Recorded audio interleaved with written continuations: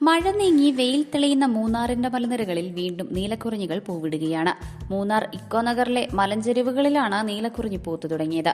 മൂന്നാറിന്റെ ഭംഗിക്ക് കൂടുതൽ നിറം പകരുന്ന അപൂർവ കാഴ്ച. ഒരു ചെടിയിൽ നിന്നും 12 വർഷത്തിനു ശേഷമാണ് പൂക്കൾ വിടരുന്നത്. കാർമേഘം നീങ്ങി മാനം തെളിയുകയാണ്. പച്ചപുതച്ച മൂന്നാർ മലഞ്ചെരിവുകൾക്കിനി നീലക്കുറിഞ്ഞി പൂക്കാലത്തിന്റെ ഓണക്കാലം കൂടിയാണ്. 12 വർഷം കൂടുമ്പോൾ മാത്രം ഒരു ചെടിയിൽ നിന്ന് പൂവിടുന്ന നീലക്കുറിഞ്ഞി മൂന്നാർ മലനിരകളിൽ പലയിടങ്ങളിലും പൂത്തു തുടങ്ങി.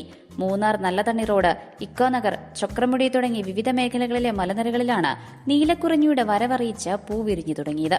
ചിങ്ങമെത്തുമ്പോൾ മഴ പൂർണ്ണമായി മാറി നീലാകാശം തെളിയുമ്പോൾ നീലക്കുറിഞ്ഞിക്ക് നീലിമയേറും. സ്വദേശ വിദേശ സഞ്ചാരികളുടെ പ്രിയ കാഴ്ചയാണ് മൂന്നാറിലെ നീലക്കുറിഞ്ഞി വസന്തം. തദ്ദേശീയരും പൂക്കാലത്തെ വരവേൽക്കാൻ കാത്തിരിക്കുകയാണ്. പശ്ചിമഘട്ട മലനിരകളിലാണ് സ്ട്രോബിലന്തസ് കുന്തിയാന എന്ന ശാസ്ത്രീയ നാമമുള്ള നീലക്കുറിഞ്ഞികൾ 12 വർഷത്തിൽ ഒരിക്കൽ പൂവിടുന്നത്. നീലക്കുറിഞ്ഞികൾ കൂട്ടമായി പൂത്താൽ വിദൂര കാഴ്ചയിൽ തേയിലച്ചെടിയുടെ പച്ചപ്പിന് മുകളിൽ നീലനിറം വിതറിയതുപോലെയുള്ള കാഴ്ചയാണ്. അടുത്തു കണ്ടാൽ ചെറുപൂക്കൾ ചേർന്ന് കാഴ്ച വിരുന്നൊരുക്കും.